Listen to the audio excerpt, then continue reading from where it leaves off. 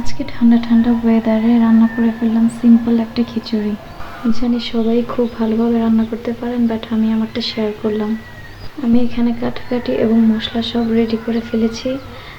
যেহেতু ডালটা সিদ্ধ হতে একটু সময় লাগে, তাই ডালটা হাতে মেখে বসাবো।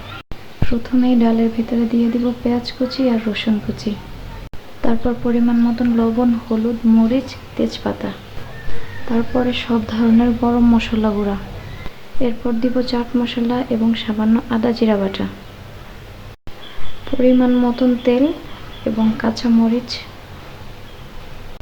এবার হাত দিয়ে ভালোভাবে মেখে দিব। দেখতেই কালারটা কত সুন্দর লাগে, তাই না? এরপর সামান্য একটু পানি দিয়ে চুলায় বসিয়ে দেব। এরপর প্রথমে আলুটাকে একটু কষিয়ে নেব। আলু কষানো হয়ে গেলে দিয়ে দিব সবজি।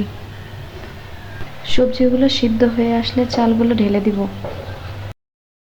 এরপর ভালোভাবে নাড়াচাড়া করে পরিমাণ মতো পানি দিয়ে সল্ট দিয়ে ফুটে আসা পর্যন্ত ঢেকে দিব।